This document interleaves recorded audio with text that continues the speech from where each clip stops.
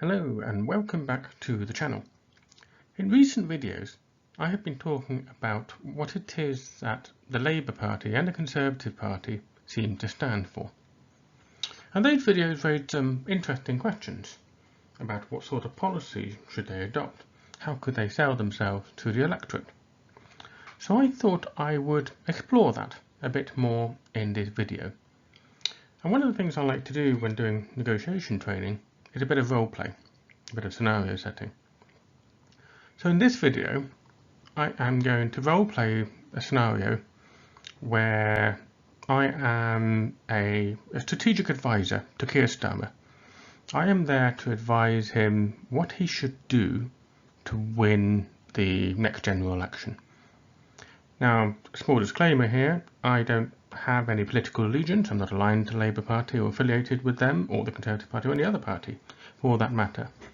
So I am approaching this purely a little bit like a gun for hire, shall we say. And this is a particularly interesting scenario for me because politicians, in many senses, are the ultimate negotiators.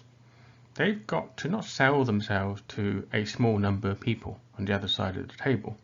They've got to persuade as much of the country as possible to agree with them, to align with their views, to like their vision, and to vote for them. So I suppose in some way the ultimate sort of negotiation document, if you like, is a political manifesto. I personally have various qualms about the truthfulness of manifestos and the genuine place that they have in today's democracy, but let's put that to the side for now.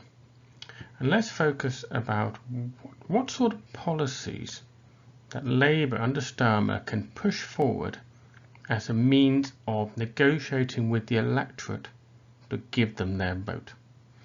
Now I will try and do this for the Conservatives as well in a different video. I'm going to need to think about that one a little bit. There's a few interesting challenges that the Conservatives have set themselves, which I will cover in that video. For this one, we're talking about Labour and we're imagining that we are advising Keir Starmer on what he should do to win the next election. So, first things first. As I said in my previous video, Labour needs to understand what it is that they are trying to do. Who are the people that they are trying to win over? And this has been part of the problem for the Labour Party, is that they haven't necessarily felt close to the electorate.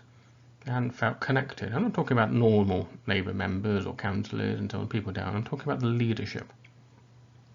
So they will have a certain set of target voters. Now, I don't have access to that analysis. I don't have any particular in-depth knowledge in that area. So I've just kept it very simple and broken it down into three categories. We want to bear this in mind when thinking some example policies that Labour want to do to showcase themselves, because they need to win these votes. They need these people to vote for them if they are to persuade the British electorate that they should be the next party of government. So of course the first obvious one is the Labour core vote, the working class and the red wall, which was massively lost in the last general election under Corbyn. Which is ironic really, because Corbyn's always defined himself as representing the working class.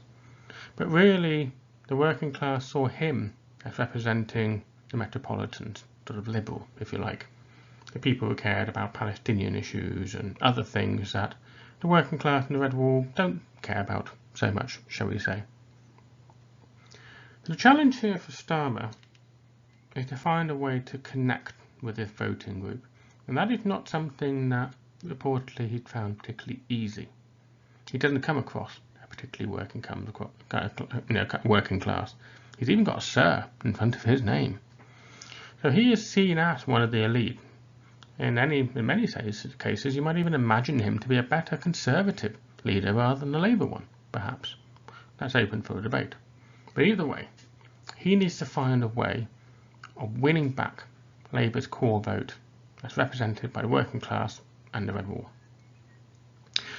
And this is one of the weird things a little bit for the Labour Party, is that whilst that might be their traditional core vote, under the Blair years, they actually gained, and we'll just call the metropolitan liberal group for now. I'm sure there's better terms that we can use, but that's just the one I'm familiar with. So Blair was very successful, or Labour at the time I should say rather, was very successful at creating this other category of people. These are people that might be tech savvy, might have quite considerable wealth, might have even gone to public schools and all the other bits and pieces, but identified themselves as left of centre. That is because they were socially socially liberal, not socially conservative, despite their background, despite their wealth. And it's perhaps one of the two halves, if you like, of the Labour Party. That the traditional, or the far, I shouldn't say far left, that's the wrong term, but you know what I mean, the more the momentum sort of crowd, identified the working class as the red wall. But they do not feel much identity with the Metropolitan, who so happen to be a little bit more the Blairites, if you like. And then the third category, which perhaps is not a core theme for Labour, but Labour should have a strategy for doing something about them, is the traditional Conservatives or centrists. Now this is important because right now that group is looking very shaky for the Conservative Party. Now admittedly, that is the group that the Liberal Democrats will be targeting, probably more than Labour. And it works to Labour's benefit if the Liberal Democrats take those traditional Conservatives from the Conservatives, especially from those blue wall seats, as it were. But that doesn't mean that Labour should ignore them entirely. Labour should find a way to either win them over or persuade them not to vote Conservative. So those are what I would very simplistically categorise as the three target voter groups for Labour strategy. So what should they do next? Well, I know it's not a new thought, and many people in the Labour Party have pointed out that the Labour leadership need to lock themselves somewhere in a conference or a hotel or wherever it is for a weekend or a week and think up some really shiny new policies that will really sell themselves to the electorate. And that is true, and I'll talk more about that.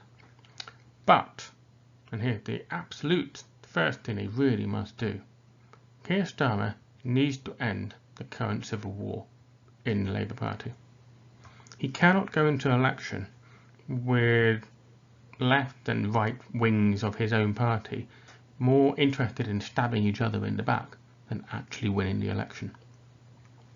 So he needs to devise a strategy where the two parts of the Labour Party are willing to get on with each other, are willing to tolerate each other and to fight for a common cause. So he needs to find ways of doing that.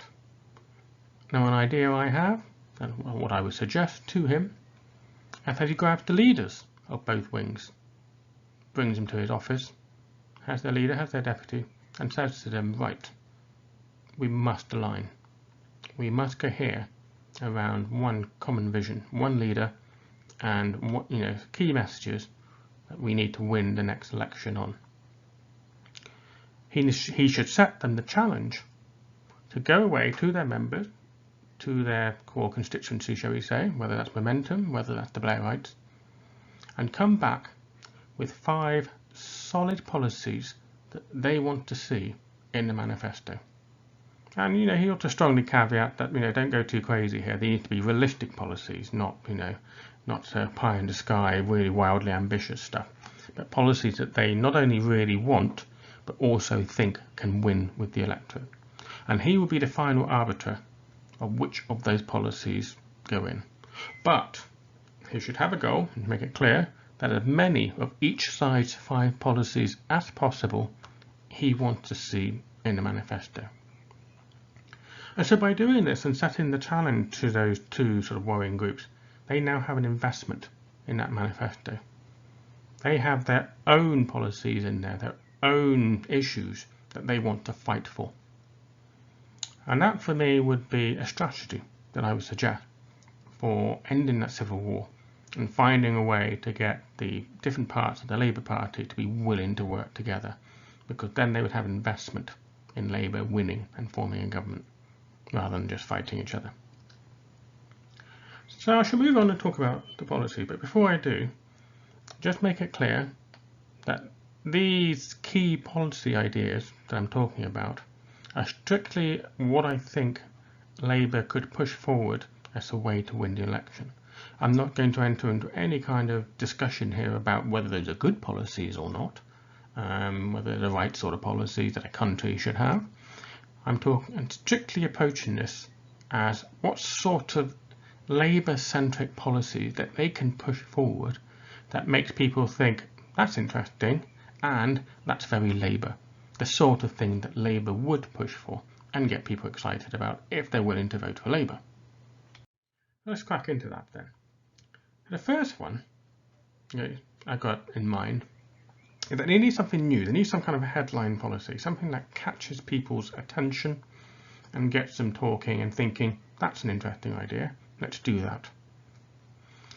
So one of the things that's been talked about here and there, but not explored properly because the current Conservative government has no interest whatsoever in exploring this policy, is the concept of basic income. Now there's various different shades of basic income.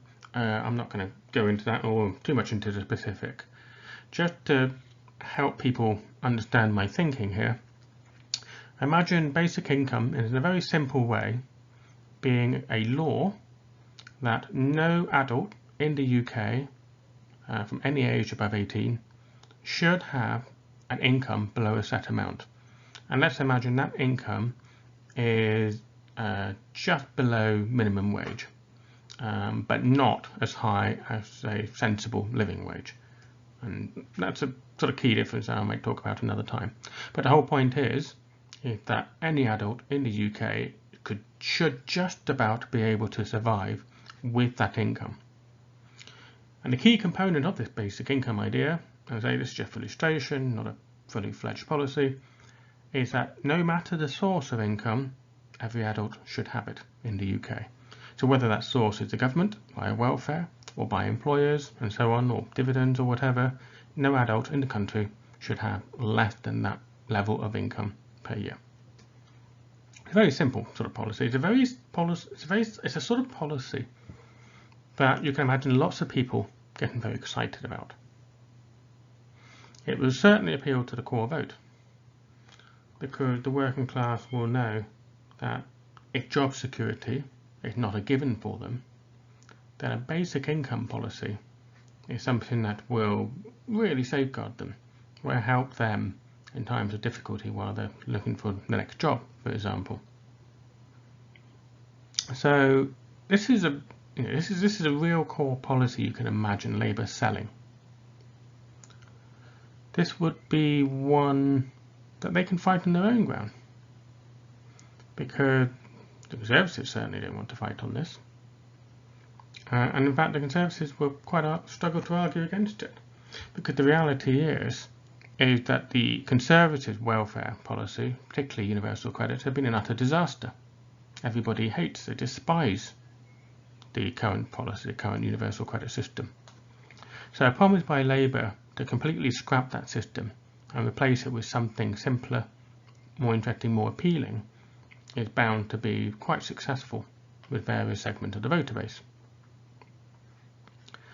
And it's one that I imagine both wings of the Labour Party being quite happy to argue against, and Labour MPs being happy to argue for, and Labour MPs struggling to make very good arguments against it. Particularly if Labour are able to articulate a key component or key benefit of this sort of policy, is that it strips out a lot of the administration. At its core, it's a very easy policy to administer. There are certain potential economic issues which I'm not going to go into, but at its absolute core, you don't have fraud, really, on a great scale. You don't even need to do mean testing, or not to a great scale, or massive burdens of administration to try and check if people deserve it or not. It's a very simple statement of law that everybody should not have an income below a set amount, regardless of source. The question just becomes how much have been provided by the government and how much have been provided by employers. And of course, if you set it too high, and it would be the Conservative argument, if you set it too high, then you incentivise people not to work. And obviously, but Labour can prepare those arguments and argue very strongly against those Conservative arguments. So this is one I think that they can also link to cost of living crisis. They can point out that with the pandemic, where the government had to put an emergency furlough scheme into place, if you had something like a basic income scheme, you sort of already have a scheme ready to go. It could deal with future pandemics. That is an argument they can make. This is also a policy that they can link to helping people in the cost of living crisis. So I think this is one that can really steal working class voters away from the Conservatives, particularly in the Red Wall. I also think that working class pensioners will find this policy very appealing as well. There are lots of pensioners that are really struggling, particularly in this cost of living crisis. So a policy like this, where even they are protected from being forced below subsistence income, is and don't forget, pensioners are a huge voting bloc for the Conservative Party. So Labour will not only want to sell this policy to the working class, to Red Wall seats, but they will want to sell it to working class pensioners who, by and large, do vote Conservative. This is a good deal for them. So let's move on to the next one. Another policy that they might want to adopt. Let's think about Brexit. This is the big elephant in the room for the Labour Party. They don't want to talk about Brexit.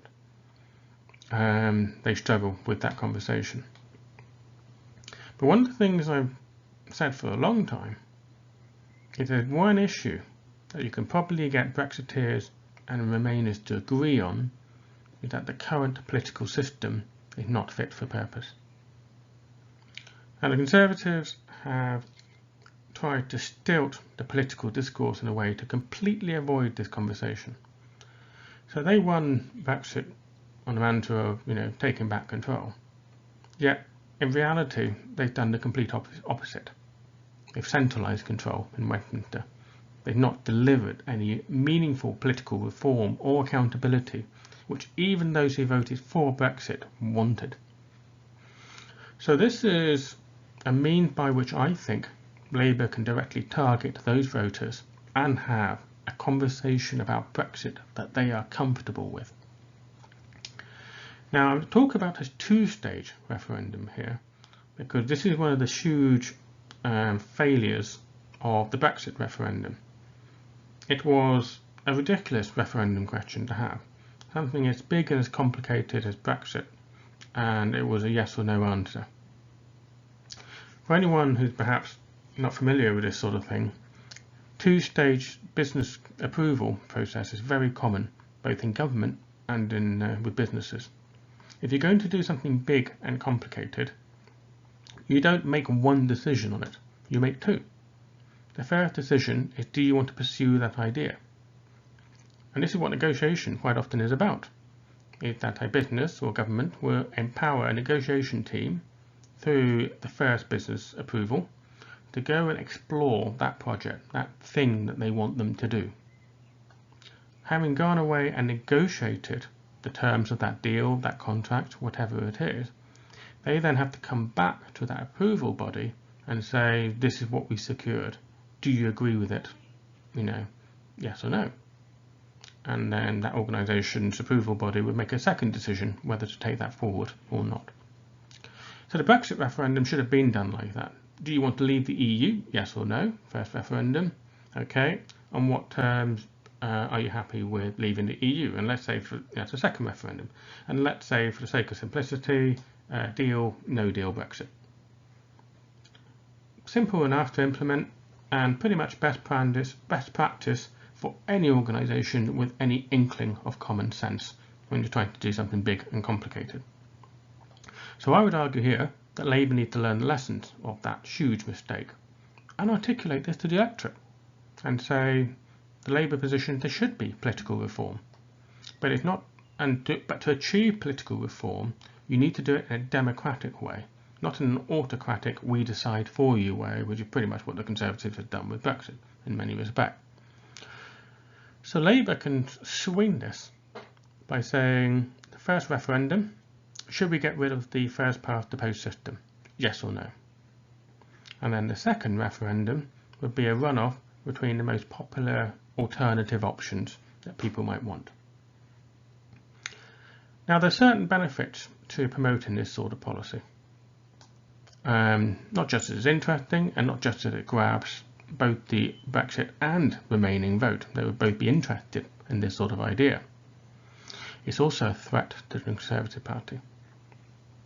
It is widely believed, although I have to admit I have not seen proper evidence of this, is that if, for example, the UK adopted a proportional representation system, the Conservative Party would do exceedingly badly in that system. Now, I have not seen any particular evidence for this, so I'll take that with a bit of a grain of salt. But what is particularly clear is that the Conservative Party right now are extremely resistant to change. They would not like this electoral reform system. This would threaten their ability to win the country and have outright majorities on less than 43% of the vote or whatever it is. This will stop them being able to do that. So this is very much a threat to unbridled power, which strictly speaking is what the Brexit referendum was for. It was to stop giving politicians unaccountable power. So Labour should be able to push forward the message that they are delivering on that Brexit promise. Accountability to the people, not just more power to Westminster. And I'm reasonably confident that this is an argument that Labour could make. They could really put the Conservatives on the back foot on this one. They could generate discussion that they can feel confident about, talk about Brexit in a way that they are comfortable with, and able to highlight the many Conservative failings in delivering Brexit, whilst also not alienating those voters who voted for Brexit. And that's one of the key aspects of this policy. You've got to find a way of bringing those voters in, not alienating them. And I think this would do that. And again, it would highlight, it would steal those voters that Boris Johnson won in such numbers in 2019. It also forced the Conservatives and Boris Johnson into a very uncomfortable conversation about what is democracy. Because quite frankly, you've got to be brain dead not to realise that what the Conservative Party have done to British democracy since 2019 has been atrocious. It has been very undemocratic on so many levels. You can speak to any person with any knowledge on that matter, particularly academics, and they will highlight that the UK is one of the least democratic countries in the world today, and in no small part to what the Conservatives have done. So this is a conversation that Labour should be wanting to have. It would make the Conservatives uncomfortable, and the fact that they have a proposal, this is one of the things Labour has to be careful of. They can't just define themselves as against or anti-conservative, which is pretty much what they're doing at the moment. They need to define themselves as pro something, for something. They need to sell something positive to the electorate. And anything to do with Brexit is extremely difficult to do that because it is so divisive. This issue is something, I think, that can overcome that division. But it's got to be sold right, it's got to be promoted right, it's got to be willing to have that argument. And I think it's a fresh concept, a fresh debate that I think Labour would be far more willing to go into than the Conservatives. So that's that policy. Of course, no election manifesto or campaign would be complete without some kind of strong economic initiative.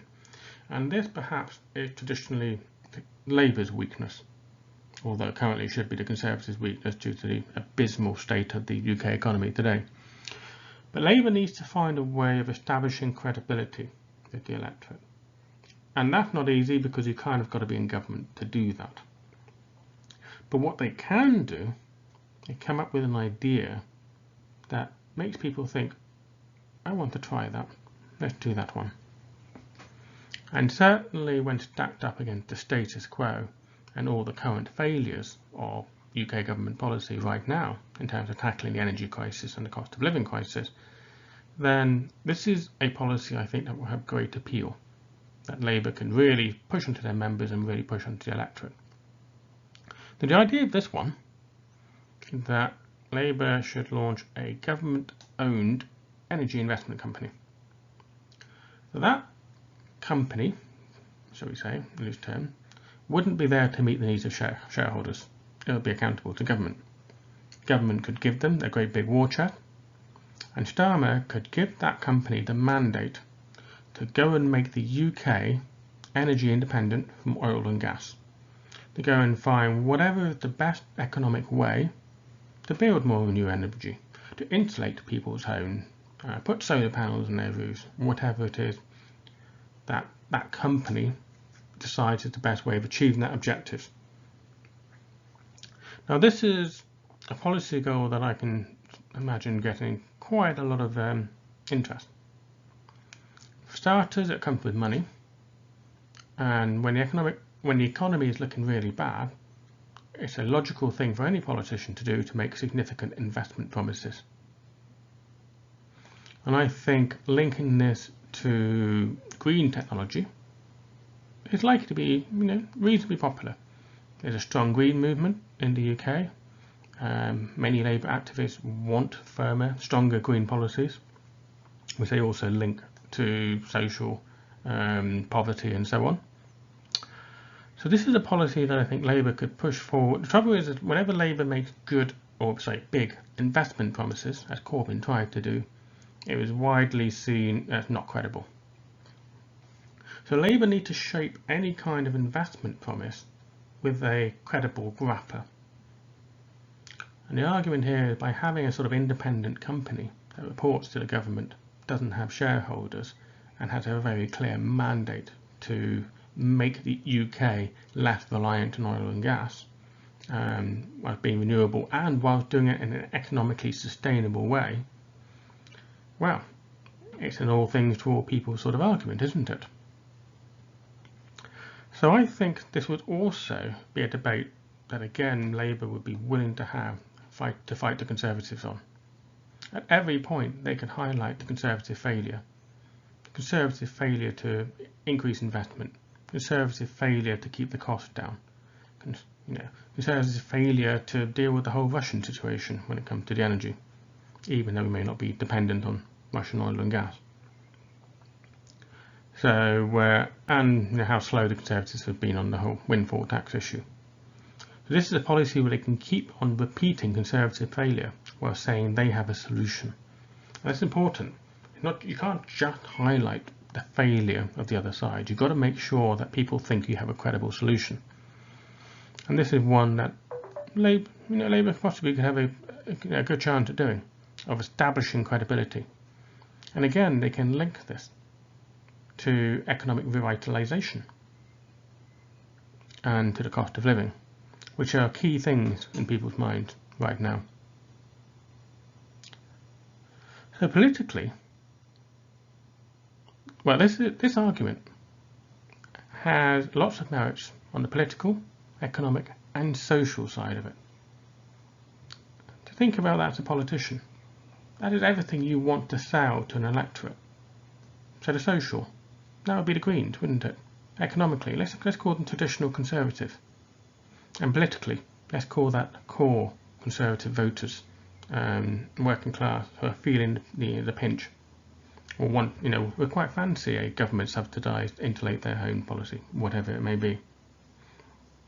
For this, I've jokingly called a holy trinity of a policy.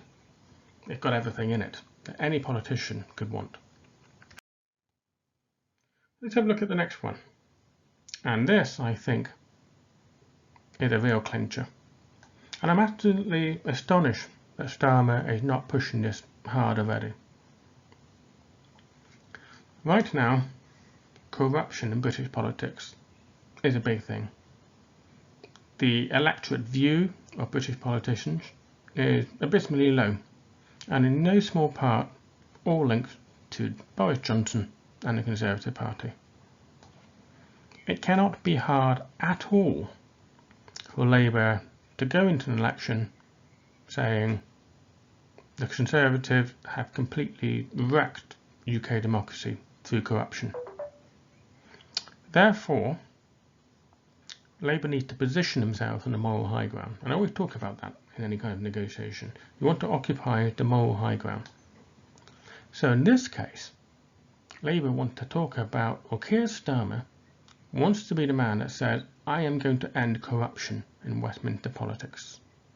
I am going to make it cleaner, honest, more accountable to the British electorate. And what on earth is Boris Johnson and the Conservative Party going to be able to say to argue against that without looking even more silly than they already do? And the thing about this is not only is this an easy way to hit the Conservatives quite hard, because they just can't answer it, it also makes Starmer look like the right man for the job at the right time. He is a former prosecutor, the head of public prosecutions, and it would not be difficult to sell the message to the electorate that he is a man that hates corruption and will quite happily prosecute anybody that is corrupt. Because right now, the electorate don't understand Starmer. They don't feel that he connects with them and that he is credible. And sometimes I think politicians and political pundits overtalk this whole, is this the man you want to drink a beer with or have a barbecue with type thing. I don't necessarily think the electorate want a political leader that is a down-to-earth, simple person like them. They want to know that there's somebody who will do the job right. Right now, Starmer hasn't persuaded them that, but I think they're willing to be persuaded about that. And there's one thing that he can definitely come across as very credible on, and that is stamping out corruption as a former prosecutor. And I think a lot of the electorate might say, I don't connect with Starmer. I don't see him as a normal sort of a down-to-earth man. But they most certainly will see him as somebody that will really campaign against corruption, which they absolutely hate. And it doesn't matter what side of the political divide you're on. No one really likes political corruption, unless they're the beneficiaries, of course. So this seems to be a really obvious line of attack that Labour should take. And I'm really surprised that they're not doing this. I'm really surprised that Starmer is not pushing this forward message to bolster his own credibility as well as to really undermine the Conservative Party. Because the thing you have to remember about this sort of approach and this policy, that not only does it make Labour and Starmer more appealing, but it could really steal the traditional Tory vote. And one of the reasons why the Conservatives are really losing the blue water Liberal Democrats at the moment is because of corruption. Die-hard, long-standing Tory voters cannot stand the stench of corruption that surrounds Johnson. So they are very keen to vote for alternatives. Are they keen to vote for Labour? Possibly not. But if the Labour can ram through the message that the Conservative Party are absolutely bent, then those traditional and die-hard Tory voters are going to stay at home. And that serves Labour interests as well. And there's a final, perhaps more Machiavellian point as well. That Labour needs to play the long game here. This is something that Blair and Brown failed to do, and I covered that in the previous video. So it's not just enough to beat the Conservative Party in the next election. Probably Labour needs to go in a little bit for the kill and try and undermine the Conservative Party to win another general election for a very long time. And one of the things that the Conservatives have in their favour is money. Lots of money, because of the Conservative donors that give very generously to the Conservative Party, and certainly nowhere near as generously to the Labour Party, although some of them do give, so let's not pretend otherwise.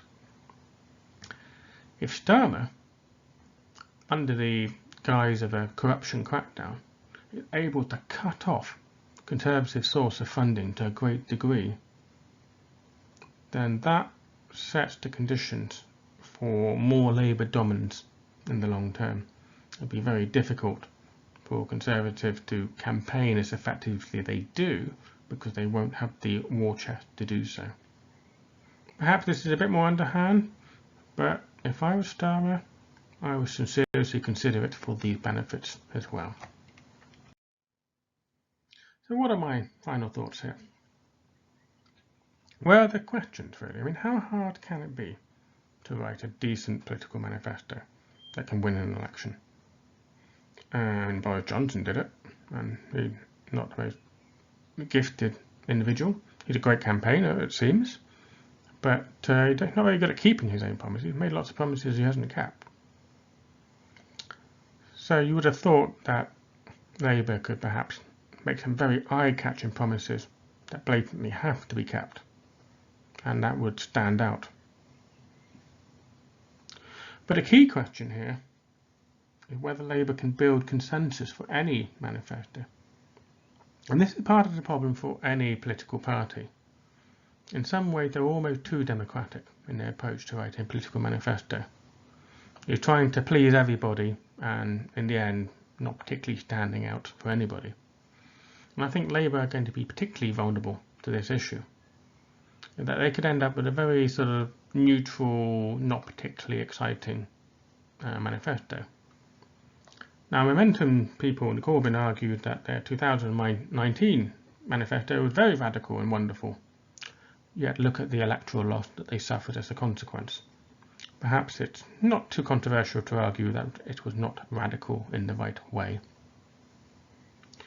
So that is something that the Labour need to do. They need to build consensus. And this is why I talked about ending that civil war. They need to be able to get that consensus around those big headline manifesto pledges. They need to get people interested in talking about them, and for Labour activists to be able to convincingly argue in favour of those policies. So this is another key theme for any negotiation. It's all about consensus, and to win the negotiation externally, you absolutely need to win it internally as well, and to have that consensus internally. Everybody needs to be on the same page. It is true for negotiations, and it is true for political campaigning. And on this one, Labour are looking very weak. And for all the weaknesses of the Conservative Party, as a general rule, this consensus, this staying on the same page, is something they're traditionally very strong at. So Labour need to overcome that weakness and exploit weaknesses in the Conservative Party, or make it weak, shall we say. So the final question I've got here is, do Labour have the credibility? Their economic credibility was rather shot after 2010. Their political credibility was definitely very shot after Corbyn. They have a lot of persuading to do. And in the absence, I suppose, of being able to be in government to demonstrate that you can do good government, you've got to show you've got the great ideas that people think, yeah, that would really work. Yes, that's worth doing. And right now we're not seeing any of that from Labour, which is not improving their credibility. So this is the big challenge for them. It is not just about having headline policies. It's also about attaching credibility to those policies, so people generally do think they can be delivered and that they are something worth voting for. So I hope you found this video interesting, a little bit different from the norm, a very different take on negotiation, I think, but an interesting scenario to run through. So I look forward to seeing people's comments in the box below. Please do like and subscribe if you enjoy this sort of video.